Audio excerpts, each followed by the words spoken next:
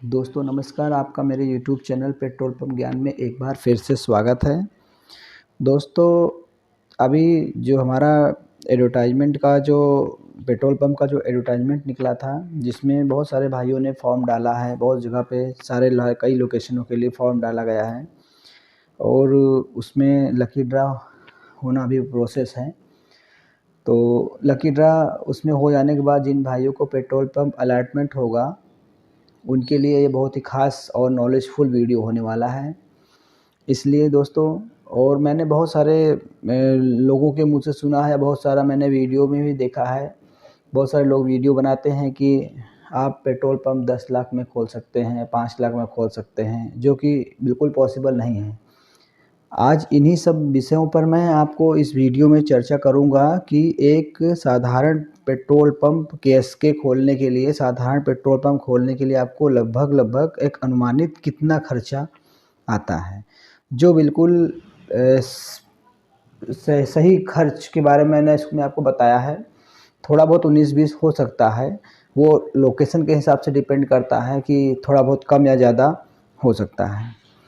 जैसे देखिए, मैंने एक पेपर पे इसको पूरा नोट किया हुआ है। जैसे पेट्रोल पंप खोलने में अनुमानित कितना खर्चा आएगा, कितना खर्चा आता है। जो हम आवेदन शुल्क लगाकर आवेदन जमा करते हैं, सबसे पहले आप ये जान लो कि वो शुल्क वापस नहीं होगा। जो हम लोगों ने फॉर्म डालते समय कैटेगरी के हिसाब से, जनरल है तो जो भी इसका फॉर्म का शुल्क था वो, ओबीसी है तो जो फॉर्म का शुल्क था, एससी एसटी है तो जो भी शुल्क था, जो हमने शुल्क लगाकर आवेदन पत्र जमा किया है वो हमारा रिफंडेबल नहीं होता। पहली चीज़ आप गौर करें। जो उसके बाद जो आवेदन का शुल्क है वो इस प्रकार, हमें आपको पूरे खर्चों के बारे में बताऊंगा कि एक पेट्रोल पंप चलाने के लिए हमें कितना खर्चा करना पड़ेगा, कितना पैसा हमें लगता है। सबसे पहले जो हमने आवेदन शुल्क दिया उसके बारे में देख लें। कैटेगरी के हिसाब से है एससी एसटी ओबीसी और अदर। इसमें रेगुलर मतलब शहरी हो गया और ग्रामीण मतलब ग्रामीण हो गया, गांव का हो गया। ये हो गया कैटेगरी, ये रेगुलर, ये शहरी और ये ग्रामीण। अब इसमें एससी एसटी का जो फीस होता है वो शहरी क्षेत्र के लिए होता है 3000 रुपये और ग्रामीण क्षेत्र के लिए होता है 2500 रुपये। ओबीसी कैटेगरी के लिए 5000 रुपये, शहरी क्षेत्र के लिए 4000 रुपये, ग्रामीण क्षेत्र के लिए। अदर के लिए, अन्य सभी के लिए 10,000 रुपये शहरी क्षेत्र के लिए, 8,000 रुपये ग्रामीण क्षेत्र के लिए। अब आपको मैं एक चीज़ में नोट करा दूं कि आवेदन शुल्क जो कंपनी आवेदन शुल्क और जो कंपनी को हम डिपॉजिट करते हैं, जो डिपॉजिट अमाउंट जो डिपॉजिट करते हैं, वो शुल्क कभी वापस नहीं होता। इस अमाउंट पर ना ही कोई हमें ब्याज मिलता है। अब सुनिए, कंपनी का जो डिपॉजिट शुल्क है वो इस प्रकार है, उसके बारे में समझ लीजिए। ये तो आपका हो गया फॉर्म के बारे में, जो आप फॉर्म आपने डाला है ये नॉन रिफंडेबल है। ये इतनी फीस हर कैटेगरी के हिसाब से हर लगती है, कितनी शहरी और ग्रामीण क्षेत्र के हिसाब से। कंपनी के द्वारा जो डिपॉजिट शुल्क होता है वो इस प्रकार होता है। कैटेगरी रेगुलर, ग्रामीण। मैंने आपको बताया है कि रेगुलर का अर्थ हो गया शहरी और ग्रामीण का मतलब ग्रामीण हो गया। एससी एसटी के लिए 3 लाख रुपए, शहरी क्षेत्र के लिए, ग्रामीण के लिए 2 लाख रुपए। ओबीसी के लिए 4 लाख रुपए, शहरी क्षेत्र के लिए और ग्रामीण के लिए 3 लाख रुपए। अदर के लिए 5 लाख रुपए रेगुलर, ग्रामीण शहरी क्षेत्र के लिए, 4 लाख रुपए ग्रामीण क्षेत्र के लिए। ये सारे खर्चे कंपनी के हो गए जो हमको डिपॉजिट करना है, और ये फिक्स होते हैं और ये ना ही रिफंडेबल नहीं होते। ये वापसी हमको नहीं मिलते, ना ही इस पर कोई हमें इसका ब्याज मिलता है। अब आगे देखिए दोस्तों, अब अगर डीलरशिप अलॉटमेंट से लेकर पंप चालू होने वाले तक के खर्चे, जैसे डीलरशिप आपको मिल जाती है, आपके नाम पे डीलरशिप अलॉट हो जाती है, इतना सब आप पेमेंट कर देते हैं, तो आपको पेट्रोल पंप चालू होने तक के खर्चों के बारे में इसमें हम आपको बताएंगे। सबसे पहला जो खर्च है वो ज़मीन का है, जो कि आपको खरीदना पड़ेगा या तो रेंट पर ले सकते हैं। यदि आप खरीदते हैं तो ग्रामीण क्षेत्र में 30 मीटर गुणे 30 मीटर, 30 गहराई का और 30 चौड़ाई, मिनिमम दोस्तों 30 से 40 लाख के करीब आपको मिलेगा। मिनिमम बता रहे हैं, वो तो क्षेत्र के हिसाब से अलग अलग, क्षेत्र के हिसाब से अलग अलग, लोकेशन के हिसाब से रेट अलग अलग होता है, इसमें कंफर्म नहीं बता सकते हैं, लेकिन एक अनुमानित आपको बता रहे हैं कि 30 से 40 लाख 50 लाख तक आपको ज़मीन ग्रामीण क्षेत्र में मिल जाएगी।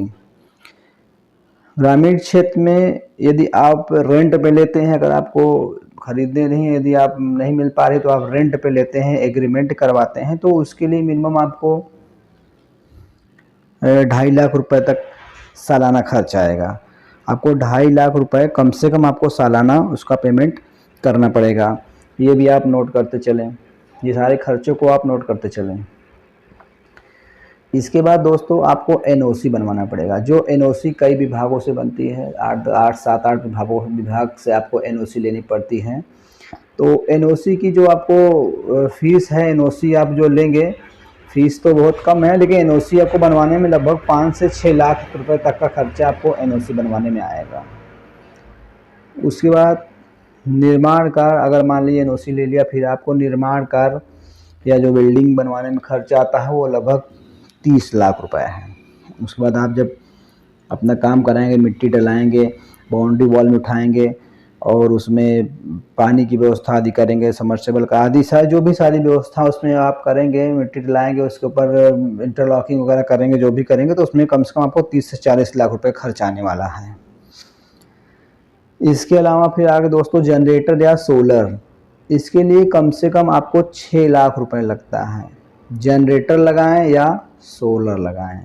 सोलर लगाना, जनरेटर तो लगाना पड़ेगा, प्लस साथ साथ आपको सोलर भी लगाना पड़ेगा। उसके लिए मिनिमम आपको 6 से 7 लाख रुपए लगभग खर्च लग जाएंगे। इलेक्ट्रिक कनेक्शन, इलेक्ट्रिक जो कनेक्शन हमारा होता है, जो हम इलेक्ट्रिक का कनेक्शन लेंगे, इलेक्ट्रिक के लिए हमें 1 लाख से लेकर 1.5 लाख रुपए खर्च आने वाला है। जो हम इलेक्ट्रिक का कनेक्शन लेंगे बिजली विभाग से, प्लस उसके अलावा जो हम अपने इलेक्ट्रिक रूम को जो हमें उसमें कंट्रोल पैनल वगैरह बनवाएंगे, सारा सब व्यवस्था मिला के आपको 1 से 1.5 लाख रुपए लग जाएगा। और मैंने आपको जनरेटर और सोलर में 6 लाख रुपए इसलिए बताया क्योंकि दोस्तों इसमें आपका सोलर भी लगेगा, सोलर के साथ साथ क्या बोलते हैं, आपको इन्वर्टर लगेगा, सारी व्यवस्था होगी, तो लगभग 6 से कम इसमें खर्च नहीं आएगा, 6 लाख से प्लस ही खर्च आएगा, मान चलें आप।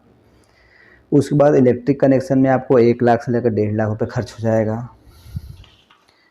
और देखिए आप आगे भी दोस्तों, हमको जो अग्निशमन यंत्र होते हैं, जो हमारे फायर सिलेंडर होते हैं, उसके लिए कम से कम 70 से 80 हज़ार रुपये है, 70 से 1 लाख रुपए तक का खर्च उसमें आएगा। फर्नीचर जो हमारा, जो हम पेट्रोल पंप में उपयोग होने वाले फर्नीचर बनवाएंगे, उसके लिए भी मिनिमम मान चलें दोस्तों 70 से 90 लाख, 70 से 90 हज़ार रुपये तक के खर्च आ जाएंगे। उसके बाद जो हम स्टाफ रखेंगे, उसके स्टाफ का यूनिफॉर्म वगैरह व्यवस्था करवाएंगे, जूते से मतलब यूनिफॉर्म, जूता, ड्रेस, जो भी सारी व्यवस्था करवाएंगे, लगभग 40 हज़ार रुपये खर्च उसमें आने वाला है। उसके बाद हरियाली, पेड़ पौधे, जो हम चूँकि आजकल पेट्रोल पंपों पर बहुत ज़्यादा ध्यान दिया जाता है कि आपका डेकोरेट ठीक ठाक होना चाहिए पेट्रोल पंप, आपका हरियाली का भी विशेष ध्यान दिया जाता है, पेड़ पौधे आपके लगे हों, फूल गमले वगैरह आपके रखे हों, इन सब की व्यवस्था करने में, इन सबको अरेंज करने में कम से कम 20 हज़ार रुपये खर्च आपका आने वाला है। उसके बाद दोस्तों साइन बोर्ड, स्टाक बोर्ड, जो साइन बोर्ड वगैरह लगते हैं, स्टाक बोर्ड आपको बनवाने पड़ते हैं, बहुत सारे खर्च हैं जो आपको करवाएंगे साइन बोर्ड, उसमें लगभग 20 हज़ार रुपये खर्च आपका आने वाला है। सफाई का सामान, इसके बाद हम सफाई की व्यवस्था के लिए सामान रखेंगे, सारी जो भी सफाई के सामान में हमारा खर्च आएगा वो 10 हज़ार रुपये का। हम CCTV कैमरा लगवाएंगे, उसमें हमारा लगभग 90 हज़ार रुपये खर्च आएगा, जो कि अनिवार्य है, आपको लगवाना पड़ेगा। अब डेंसिटी, स्टेशनरी आदि का सामान जो होता है, जो छोटे छोटे खर्चे होते हैं, जिनके बारे में हमें कभी जानकारी नहीं होती, लेकिन देखते देखते थोड़ा थोड़ा सामान, छोटे छोटे खर्च पूरा करने के लिए में कम से कम 40 हज़ार रुपये आपका लग जाएगा इसमें। और मैंने इसमें अन्य खर्च इंक्लूड किया है 1 लाख रुपए का। अन्य खर्च दोस्तों ऐसे होते हैं जो हमें पता भी नहीं चलते और हमारे खर्चे होते रहते हैं। जो छोटे छोटे खर्चे होते हैं, जैसे कोई मतलब बहुत सारे खर्च हैं। जैसे आप इसमें आएँगे तो आपको सारी चीज़ें जानकारी हो जाएँगी। ये छोटे-छोटे खर्च हैं आपके जो ये मिनिमम आपका 1 लाख तक बैठेगा। ये आपका सारी चीज़ें हो गई, इतने आपको मैंने खर्च इसमें बता दिया है। अभी इसमें और खर्च भी आप देखिए, ये तो आपका हो गया पेट्रोल पंप चालू होने के पहले का खर्च। पेट्रोल पंप बनने तक का खर्च इतना आपका हो गया, रेडी हो गया, अभी आपका पेट्रोल पंप चालू नहीं हुआ है। अब सुनिए आप, सेल प्रारंभ करने के खर्चे हैं, सेल चालू करने के पहले, सेल चालू करने के मतलब हम जब सेल बिक्री चालू करते हैं उस समय के खर्चे अपने हैं ये। हम स्टॉक मंगवाएंगे दोस्तों, पेट्रोल या डीजल दोनों स्टॉक हम मंगवाते हैं तो हमारा 25 लाख रुपए का लगभग स्टॉक खर्च हो जाएगा। मशीन के कैलिब्रेशन का खर्चा हमारा लगभग 50,000 रुपये आने वाला है। और टैंक में जो हमारा डेड स्टॉक होता है कम से कम 2 लाख का होता है, जो हमेशा स्टोर रहता है, वो उसको हम यूज़ नहीं कर पाएंगे। 2 लाख रुपये का हमेशा आपका ये स्टॉक डेड स्टॉक कहा जाता है, ये हमेशा आपका स्टोर ही रहता है, वो आपका निकल नहीं सकता है। अब आप लोग सारे खर्चों को जोड़कर अंदाज़ा लगा सकते हैं कि पेट्रोल पंप खोलने के लिए कम से कम कितना खर्चा आएगा। इसलिए दोस्तों, दूसरे के कहे दूसरे भ्रमों पे आप ना जाएं, किसी के कहने पे आप मत जाइए। पेट्रोल पंप बहुत लोग बोलते हैं कि 10 लाख में, बहुत सारे वीडियो मैंने देखा है 10 लाख में पेट्रोल पंप खोलें, 5 लाख में पेट्रोल पंप खोलें। ये सब दोस्तों बिल्कुल भ्रांतियाँ हैं, बिल्कुल गलत हैं। मैंने आपको इसमें मोटा-मोटा लगभग सारे खर्चों के बारे में बता दिया है। अब आप इस खर्चों को सबको जोड़ लेंगे, चाहे तो आप स्क्रीनशॉट भी इसका ले सकते हैं। इनको सबको जोड़ लेंगे, एक आपको आइडिया लग जाएगा कि मेरा पेट्रोल पंप अगर होता है तो मुझे इतने पैसों की व्यवस्था, इतने पैसों का बजट बना के रखना है। देखिए एक बार मैं फिर से आपको शुरू से दिखा देता हूँ, आप चाहें तो इसका स्क्रीनशॉट ले लीजिए। आपको ये आगे आपके उपयोग में आएगा। ये सारे खर्चों को आप स्क्रीनशॉट ले लीजिए दोस्तों, ये आपके उपयोग की है। अगर आप पेट्रोल पंप चलाते हैं तो आपका ये लाभ करेगा। इसमें बहुत सारी चीज़ें हैं जो आपको, ये देखें, आप इसको स्क्रीनशॉट ले सकते हैं अपने मोबाइल पे आराम से। धन्यवाद दोस्तों, आपका बहुत बहुत धन्यवाद।